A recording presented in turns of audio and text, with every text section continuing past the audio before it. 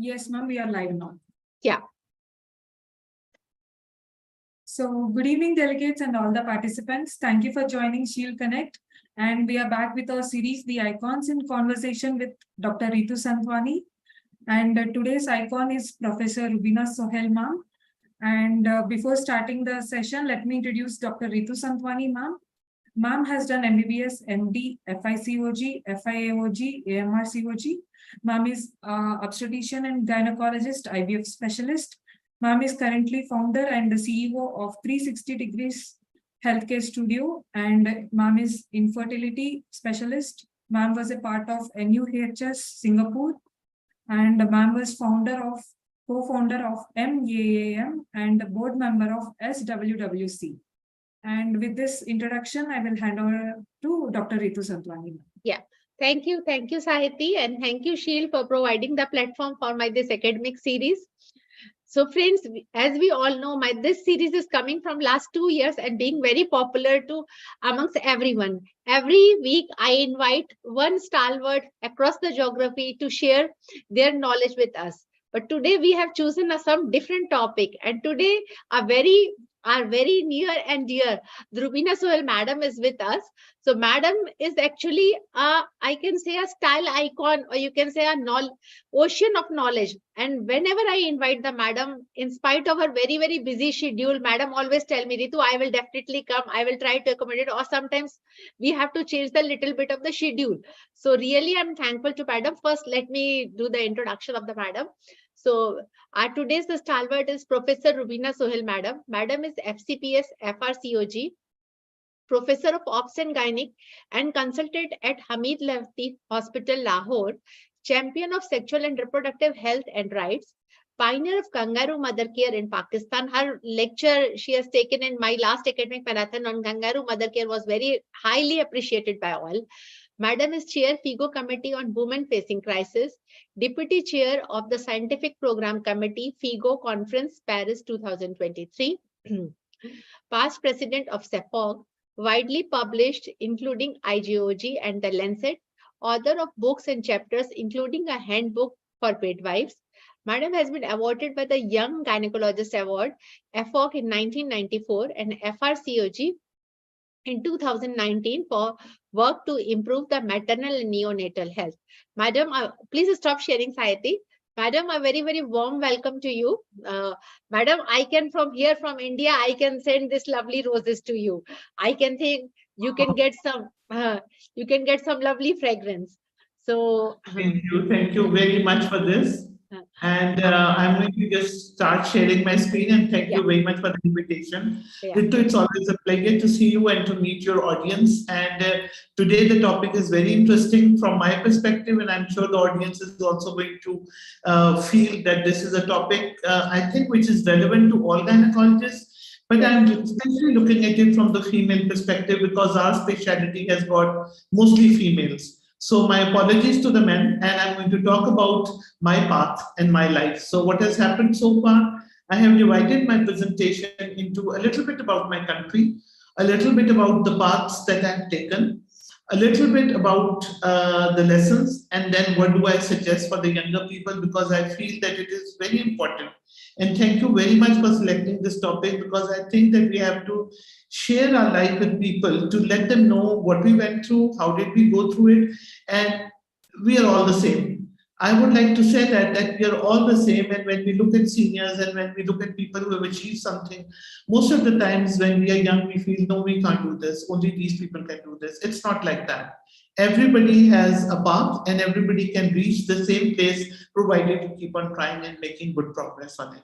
So I'll just start with it's a very, very small documentary, about 2 to 3 minutes of what Pakistan is doing.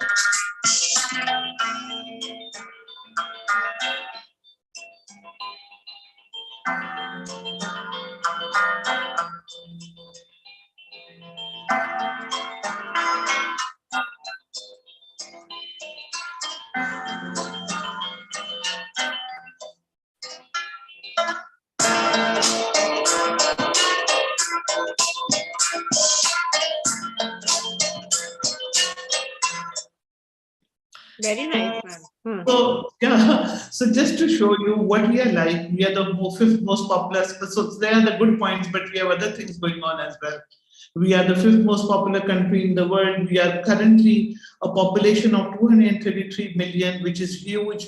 We have 48% unintended pregnancies, more than 6,000 abortions a day, a CPR only of 30 to 35, a growth rate of 2.4%, maternal mortality 186 per 100,000, neonatal mortality of 49 per 1,000 live births, and only 20% newborns are exclusively breastfed, and a low literacy rate. And in addition to this, we have about 24% of the population living below the poverty line. Now, if you look at this country background, the wanted gender, and I think it is the same with India and Bangladesh. In South Asia, the issues are the same. So when I was showing about Pakistan, I initially thought maybe I should talk about South Asia. But then I decided to talk about Pakistan because I felt that it is very important to see the cultural similarities in our countries. And the most important cultural similarity is that whenever a woman becomes pregnant, it has to be a boy. And everybody is looking for a male gender. If it is a girl, people will say, oh, congratulations, next time you'll get a boy. And most of the time, the congratulations are not complete if it is a girl. So similarly, when the girl is growing up, there is male gender preference for food for males, very little encouragement for girls, and the patriarchal values heavily govern our social structure. So we expect the girls to do everything, to give everything, but we are not giving them anything in return as a society. Men, so our gender roles are basically very, very stereotyped and very, very defined. So the man has to be powerful. He's the only one who can have the sex drive. Men are the ones who are going to bring the wages. Men are the ones who are going to be the decision makers. So women are supposed to take a laid back role and the role of following what her husband is deciding for her. So this is the background in most of the issues of our country. Then there is a problem with gender disparity, obviously is there. And our SDG goal of 5 is sort of not within reach because women constitute 49% of the population. But if you look at women in workforce, if you look at women in terms of education, if you look at women in terms of political leadership, the male-female ratio is not at par with each other. So there is a lot of problem. In addition to that, there is issue of gender discrimination, harassment, gender-based violence, lack of education, dowry-related harassment, and gender pay gap. So these are all the norms and the things that we are living with when we are born in a country of Pakistan. So my story is a little bit different from the rest of the Pakistan maybe, but I was born to a middle-class family and we were 4 sisters and 1 brother. Obviously, we were 4 sisters because our parents were also on the lookout for a boy. And these are the pictures of my family, my parents, my spouse, and my children. So, but the environment in which I was born, that was of gender equality. So though we had 1 brother, but we never felt that we were treated differently than our brother. So I got married at a very young age as soon as I had completed my house job. My husband was also a gynecologist, so I was doing my house job at that point in time. So basically, all the people that were involved, they produced a very conducive environment for me. So I went through my life and a little bit of, I had my own losses. I lost one of my sons recently, actually a couple of years ago, and life has moved on. So this is about my personal life. What has happened in between? In between, I think the important lessons, and these are a lot of pictures that I've shared with you, and I shared with you for a reason. The reason is that I continue to work. I never stopped. I continued to work through my pregnancies. I continued to work afterwards. I came back. And I think that the students were a huge support structure for me because I love teaching. And as Ritu was also telling me in the beginning that she loves teaching. So teaching was good. And you know, when you are teaching, when you are collaborating, and when you are in contact with younger people, that gives you that positive incentive.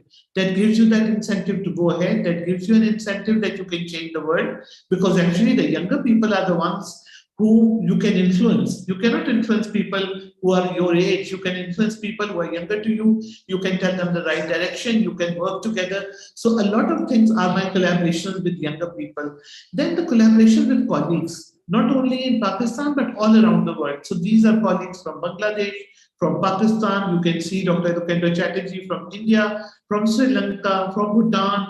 So many countries, and we all joined together. And when SAFOG came into being and I became a member of SAFOG, we continued to work for SAFOG. And I think that has also been one of the things that has kept me going on, because to work for women of South Asia, to try to improve the lot of women of South Asia, I think that is a distinct privilege, which if given to us is of very much importance. Then I kept on trying to write. You know, in our countries, the issue is that we are not trained for research. And I think that our generation faced this issue quite a lot, that we were never trained for research. So I kept on trying to attend workshops to try to improve myself. And I also all the time kept a public health perspective to my work. So whatever I was doing in the hospital or in the medical college, I made sure that I kept on doing some work for the improvement of general women. So for reduction of maternal mortality, we were doing projects. For PPH, we are currently working as well. We are working for kangaroo mother care, as I told you the other day, that we were working to save the lives of the preterm babies. We continue to work for gender-based violence. Contraception was my favorite area, and safe abortion is also one of the areas which I like to work on. But what I did was that right from the beginning of when I started, I kept on writing. So the initial writing, if I check my papers, which I published first, they were all like, now if you look at them, I said, oh my God, how did I have the courage to publish what I did at that point in time? But that courage to publish the first paper keeps you going. And my advice to the younger people would be, keep on publishing. Gradually you will learn, your quality will improve, you will develop collaborations. And it is very important to not only to keep on writing yourself, but helping your younger people to keep on writing, because your name in their paper would mean a lot to them. So even now, if somebody is working in my department and they want to publish something, I'm always a partner for them. This is again my entry into FIGO in the terms of our committee was initially the Committee of Women Facing Crisis, and initially it was the Gender-Based Violence Committee. So I've been working with them, and we have collaborated with each other to improve the lot of women. And you can see Madam Shanta Kumari over here, who's currently the treasurer of FIGO, and she has played a very important role for Foxy. So good people over here. Then we did some work on RH incompatibility. Actually, when we did our research, we found out that even now, a lot of women in Pakistan are not getting the NTD injection or the immunoglobulin after delivery. So we started working on it, and we have tried to create a voice to ensure that blood group and RH factor is done in every woman, though it is such a simple thing. But it is something which will make a difference to the lives of women, and also reduce the neonatal mortality, which we are, and also the stillbirth rate, which we are all trying to achieve. And this is actually pretty recent. We went for the RCOG conference, and in the RCOG conference, actually, I delivered a plenary talk on violence against the doctors, and that was very well received. So these are a couple of pictures of the recently held RCOG conference. I have I did some qualification for medical education as well, which is called health professionals education. And I think doing the diploma in health professionals education along with my degree, it helped me a lot. And so I do a lot of medical education teaching for the youngsters and for the teachers as well. So training them how to be good trainers and how to take the exams, etc. So I think that has also proved very helpful for me. And this is that talk on gender-based violence that I was talking about. And lo and behold, we received a standing ovation for this, which was really an ovation, I thought, for South Asia, not only for me, but because of the fact that we are all facing the same kind of issues and problems. And I actually presented data from India as well. And we talked about the huge burden that the doctors are facing in India regarding the violence that is happening against them. And we need to do and find some solution regarding the violence against the healthcare provider. So where am I today and what have I done? What have I achieved? So I have been working with the developmental partners, WHO, UNFPA, IPAS. I have worked with FIGO, SOGP, and SAFOG. SAFOG is the South Asian Federation, and SOGP is our very own. In SAFOG, I think that one of the beauties of SAFOG is that we had the opportunity of working with all the South Asian countries, and with similar of South Asian countries, we have the same issue, we have the same solutions. I have my areas of interest are gender-based violence, contraception, kangaroo mother care, early essential newborn care, and something very recent is building leadership capacity for young doctors. So I'm doing some work for building the leadership capacity of young doctors and making sure that when we are not there, there are people who can take care of the issues of the women. Then I'm trying to champion sexual and reproductive rights. I have written a couple of books and I have published nationally and internationally. So one of the books that I write, which was the first one, is to do with skills and protocols of obstetrics and gynecology. And the reason behind was the course that we had been running for 32 years, which is the longest running course in Pakistan. And every time we had the course and we were doing skills, I would tell the doctors that you need to simplify the skill and first learn the skill by heart and then come and learn how to do the skill practically on a dummy. Then you go and observe it on a patient and then you do it on a patient. But every time they would come, they would not know the theory of the skill. So that made me actually write down, make a list of the skills and write down all the skills and publish them so that people would know what is the checklist of doing a particular skill. Then regarding the work on women facing crisis, there has been a lot of work on gender-based violence, on obstetrical violence, on refugees, on various doctors' violence, etc. Then I was awarded a first review addendum, and now we have started a program for eradication of anemia and eradication and management of postpartum hemorrhage, which is called Mehfoozma. And I would like to give some credit to India over here because Mehfoozma came from the fact that I saw that whenever Indians do a project, they always name it. So I thought this time we have to name it. And I was trying to find the Urdu translation of Save the Mothers. And my son came in and he said, Amma, call it Mehfoozma. So Mehfooz basically is safe and Ma is the mother. So it is our Mehfoozma project, which is my current passion nowadays. This is where I am. And these are the publications, the books that I published. And I recently actually published a book on the history of SAFOG. And that is very pictorial and it has got everything what we have achieved so far in SAFOG. My current direction, I talked about PPH, I talked about leadership for young gynecologists, but I think there are a couple of other things which are my areas of passion, which I haven't mentioned as yet. And they are the mental health of students, because we know it's a difficult world. Since post-COVID and even before that, I think the young doctors are under a lot of pressure. And when we are teaching and training them as teachers, we are only talking about results. Are they getting good results? Are they working hard in the labor rooms? Are they doing well in their clinicals? So the thing is that while we are teaching and tutoring them, we need to see, are our students happy? Do they like what they are doing? Will they be comfortable with their job as doctors? So I think that mental health of students and young doctors is very important.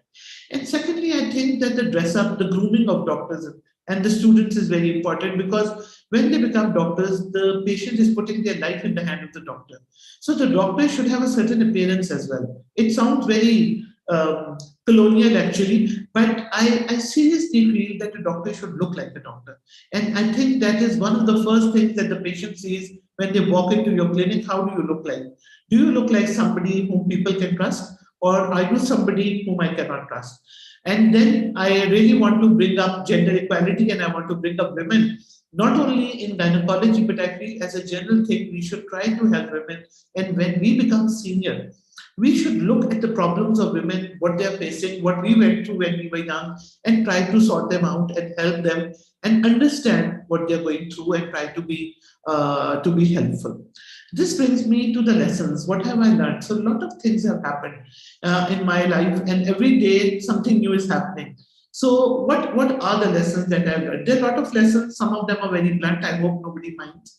But the important lessons are that a positive attitude is very helpful to take you places and to the people around you. So my advice to women and men is that we should have a positive attitude. We should be focused on our work. When I come to the hospital, I forget that I have home and a family. But when I'm with my family, I should forget that I have a hospital. So I think that it is very important to compartmentalize your time and your energy. So we have to be focused. We have to work hard. We have to be respectful. I have always seen that successful people are very respectful. And that is not a coincidence. I feel that there is something to it about giving respect to others, about learning from others, and about moving forward. So I think that respect is very important, and resilience is my buzzword. Resilience is my buzzword because life is going to bring you down. It is not that anybody is not going to face challenges. Everybody faces challenges. My challenge may be big. Other person's challenge may be small. Some other might have a bigger challenge. But resilience is always helpful, and we are going to talk about it a little bit. I think that in departments where we are working, whether we are working in the private or the public sector, we should not have politics in the department. Politics is one big spoiler for the department. And I think that our working environment should not have confrontations. We should have a good working environment. We should not be confrontational with each other. And I used to tell my trainees that if we make one enemy in a month, in a lifetime, you will have hundreds of enemies and you will have hundreds of families and people who don't like you. So it is very important that we have a way of conveying a point of view and do not confront people. A good working environment, a happy environment of your hospital creates a very good team, and people like to come to your place and they like to work. So if you want people to work, then you have to make sure that the people will work only if they've got a good working environment. Nobody can boss around and make anybody work.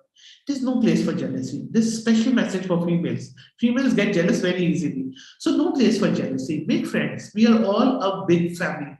We are a family, whether we like it or not, we are going to be together all our lives. So Ritu is my extended family. I have to love her. I have to nurture this relationship. I have to make sure that I keep on putting some water into the relationship. Only then we will nurture. And if we don't work as a family, whether we are in a private practice, whether we are in a government facility, wherever we work, we have to create a family. We have to create partnerships and bridges for each other and for ourselves. So if you are in trouble, feel free to pick up the phone and call me. Feel free to pick up the phone and call Ritu, because we are your one big family and we will be there to keep on helping each other so that we all keep on moving forward together. The line has to keep on moving. If I say I'm the big one and that's the end of the story, the line will stop. There won't be anybody after me. So if I really want to become a great, I really want to be remembered, I have to make sure that I help somebody come up. And it's not only one somebody, it is people and people and people. You have to be the kind of person that if one of your colleagues needs help, they pick up the phone and say, you are the one who's going to help me. That should be your reputation. Create a work-life balance. We are gynecologists and all of us are facing the same problem. Very difficult to create a work-life balance, because if you're passionate about your work, the family suffers. If you're passionate about your family, the work suffers.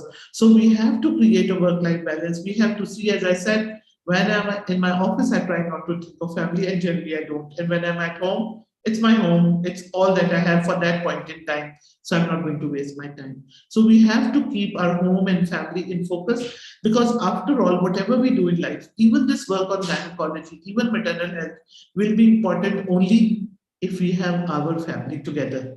If something happens to our family, all that work falls apart. So it is very important to keep the focus on your family and home. God's blessings should always be there, otherwise nothing can be achieved.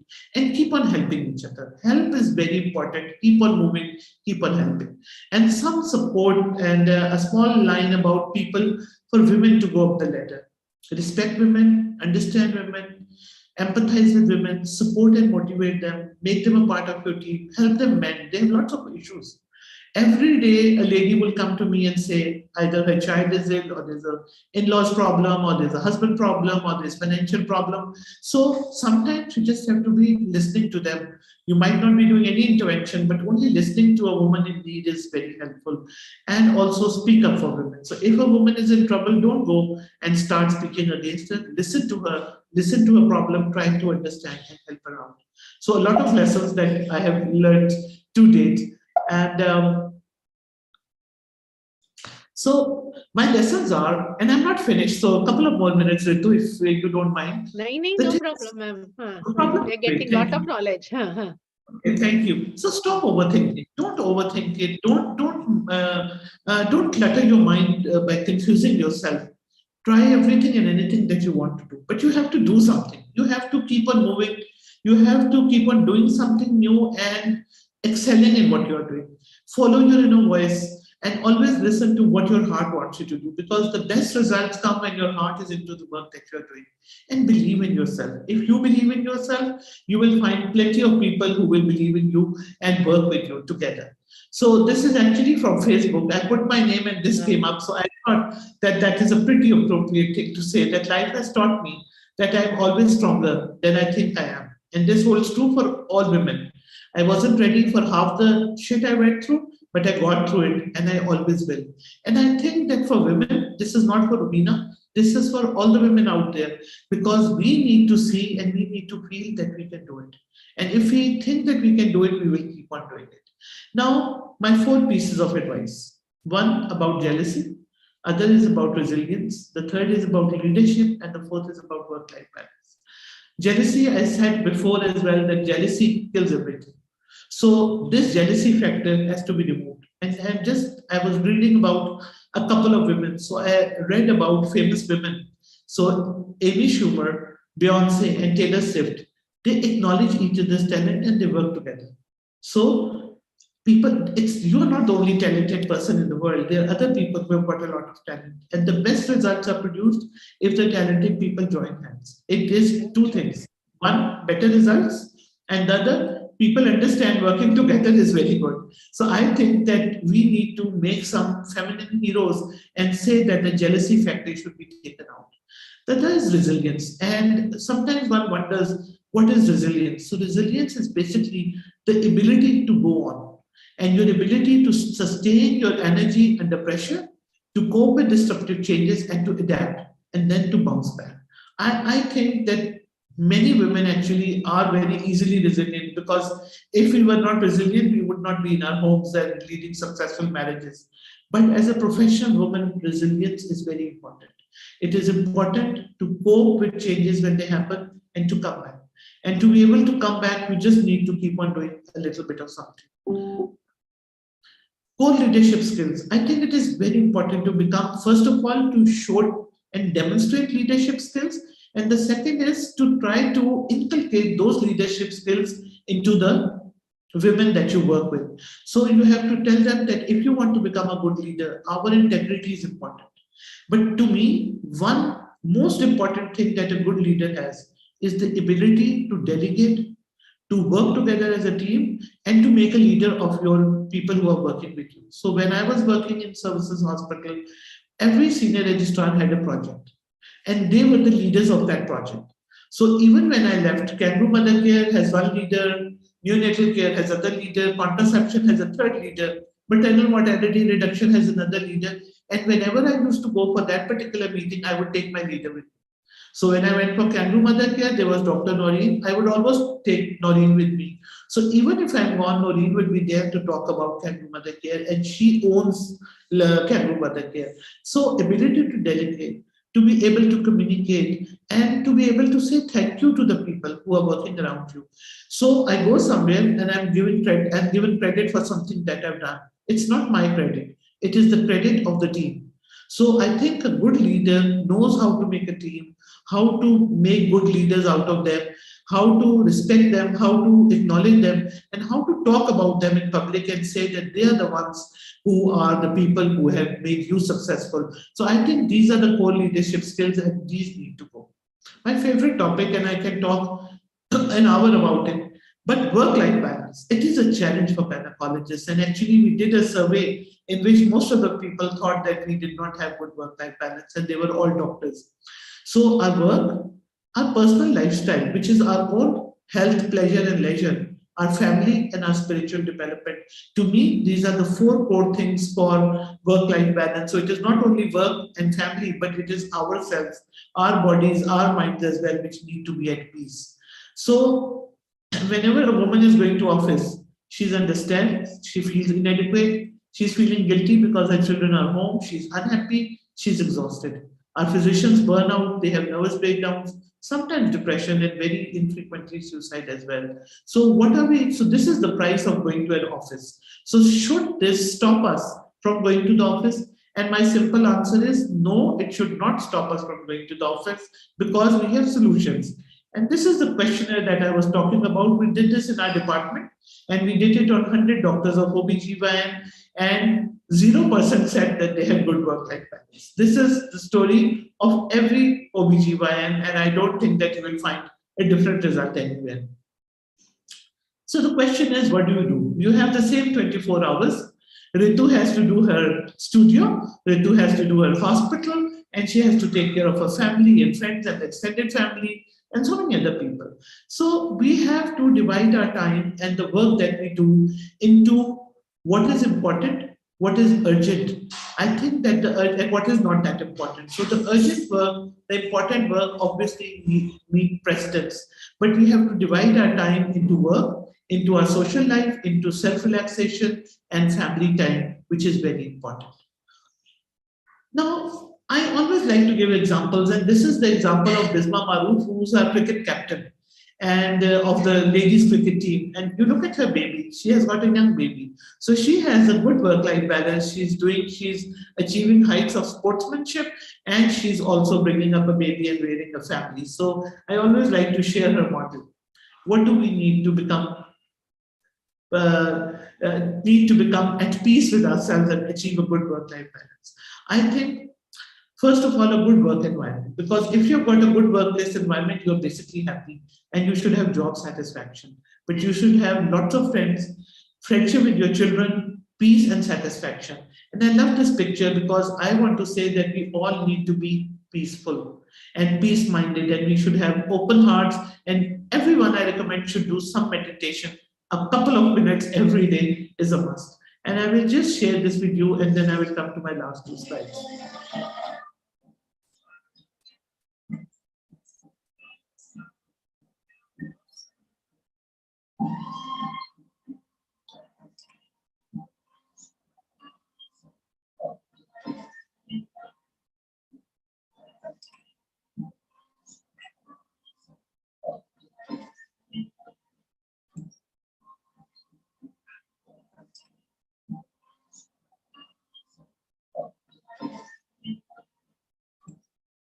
This gives me a lot of peace, and whenever I look at it, I feel so peaceful. And I think that we should all have our own strategy of being peaceful. I shared my strategy because when I listen to this music and close my eyes, I am transported into another world.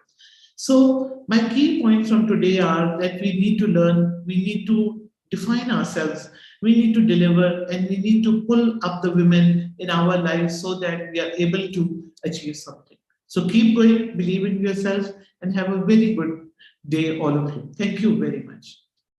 Amazing, ma'am. Amazing. Amazing. Huh? There are a lot of good points you have shared. I think those doctors who are not able to join now, the program has gone live on the YouTube. जो भी वो बाद में देखेगा, ma'am, lot of inspiring things are in this. So really, ma'am, you're a role model. You are a role model for all of us. I think I should be thankful to God that God has sent such angels in my life. Though we never met, but such a good connection I'm having with you, ma'am. So I must first thank to God कि God ही ने वो जो है, जो भगवान ने वो रास्ता दिखाया हमको कि मुझे इतने अच्छे लोग मिले. Really, ma'am, thankful to your story. So inspiring, ma'am. So inspiring. How to keep a balance in work and life. Really amazing, ma'am. Hats off to you. Thank you very much. And I really think and I believe in it that if we keep on working together, if we keep on helping other people come up and become good leaders, we will be not short of people in our specialty and in the world who can do good. So thank you very much, and thank you for being there. And I consider you as my friend and one of the persons I look up to because you do such good work. So thank you very much for Thank everything. you, ma'am. Pleasure is mine, ma'am. I am really honored to have you with me on this platform. So Thank you. today we Thank have you. received no questions. I think, ma'am, I was so listening you amazingly. Means, ma'am, Hindi में एक line बोलते हैं, वो उसको बोलते हैं, हम लोग बोलते हैं मंत्र मुग्ध कर देना. Means once the speaker is speaking with full passion, the others are. आप देखिए मैंने 1 minute भी कैमरा बंद नहीं किया. Means constantly I was seeing, looking at you and listening to you. Really amazing. So, ma'am, with this we will wind up today. We are having no questions, only some appraisals. A lot of appraisals we are getting. So really thankful to you, ma'am. Thank you. Thank you so much for. Thank you. Yeah. So thank you, friends, those who have joined. And thank you, Shield Pharma, for providing the platform. So with this, we will wind up for today. And friends, tomorrow I am having one awareness session on the menopause that will, but mostly based on the public awareness, because a lot of requests are coming for the public awareness program. So those who are interested can join. I will put the link here. Thank you, madam. Thank you.